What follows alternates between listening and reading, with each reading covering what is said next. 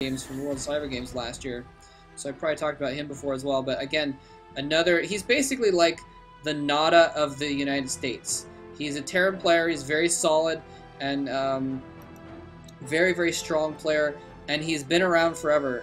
He's been, I think, in 6 World Cyber Games US finals. Maybe this might be a 7th or might be a 6th, but he's been in a lot of them. So he has definitely been around. He's one of the old guard of the foreign StarCraft community, and of course, you know, one of the great casters of English StarCraft commentary in his own right, as well as being an excellent gamer. Anyway, so just want to throw in that shout out to him, I guess, as well. Make sure I mention that he is a really cool guy as well. And again, very, very, very nice. It's one of the things I love about the StarCraft community is like almost everyone in it is just a really, really nice person, and even people that you wouldn't expect to. And LzGamer just coming in here taking a few pot shots. He's got a lot of gas in the bank now, so I'm curious to see what exactly he's going to do with that. Well, he's probably going to try and get some more. Get some more minerals coming in, that kind of thing, and try and even it up, produce more units, which I know is a very brilliant thing to say, that he's going to get more money and produce more units. But anyway, really, my point though was that he needs to kind of even out his ratio and get some more minerals intake so he can produce more units overall. Anyway, his Mutalist force is starting to get whittled down. He's been trying to produce more Hydralisks in the meantime. Macroing up Hydralisks at all of his bases while he's using these Mutalists to kind of delay things, basically. But yeah, StarCraft community is just full of really, really cool people, and people that you wouldn't think from online would be that nice of people. When you meet them in person, they're just really, really nice to talk to, almost everyone. Anyway, yeah, so Artosis is definitely amongst that group. It looks like we got a small drop here going on. I noted I didn't get a chance to say it, but I noted the drop being upgraded there. It's just finished upgrading, and he's got just 3 Overlords full with Hydralisks here. Just a little bit of a drop. Might do some damage, though. It looks like Artosis just has a few Goliaths in his main, just to keep track of things, just to oversee the SCVs, tell them what for if they get off task. Let's see what he's upgrading over here. Let's see, he's got +1 weapons upgrade. And we're seeing the +1 armor upgrade, and no second armor yet. He's probably going to plant down a second armory at some point, though. Here comes that drop. Let's see what this amounts to. Again, only a few Goliaths in the main here. Probably going to be able to do some decent damage. Coming into the turret's going to force him to drop. Where's he going to drop? He may even, in fact, be targeting that armory. Let's see if he targets the armory down.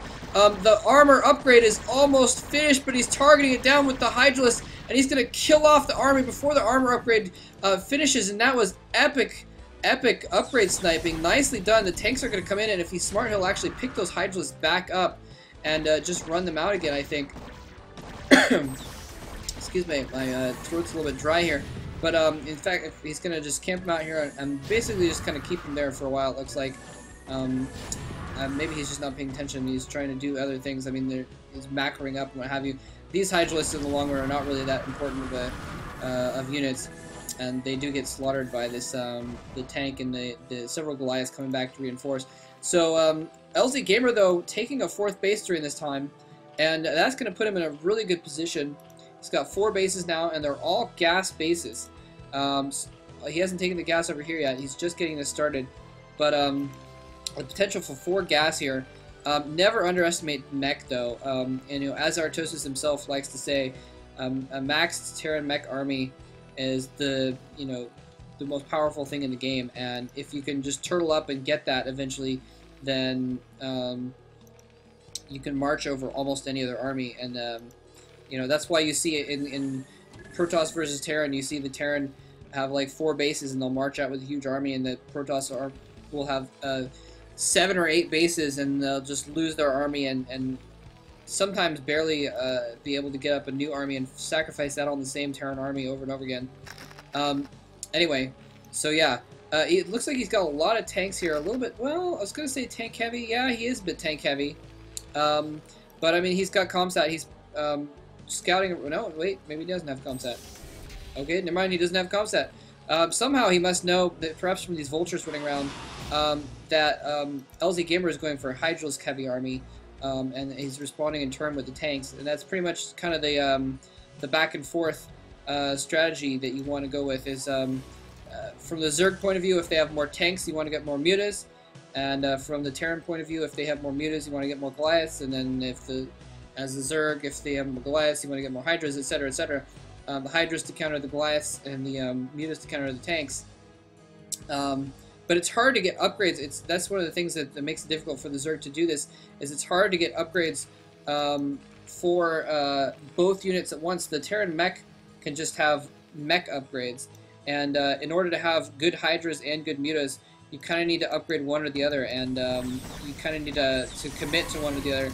And LzGamer is running in there, almost getting catching Artosis' army a little bit out of position. Artosis saw it coming in though, sieges up. He's taking his third base here pretty soon, by the way, I think. Well, maybe not. I thought he was taking a third base. So never mind. He's actually just going to push out here and just try and do some damage. Try and make sure that LzGamer isn't just able to sit around and macro up, because that's not what you want to do. That is the way to lose, even if you have a huge mech army, is to just let the Zerg sit around and do whatever they want. He's moving into the main base. Artosis' army coming in from the opposite side, though, doing some incremental sieging up only a few tanks so that the rest of his tanks can stay mobile and move in farther. But he appears to have enough siege tanks in both locations to just completely slaughter that army. So powerful. Tanks just so powerful against the Zerg army. 125 to 150.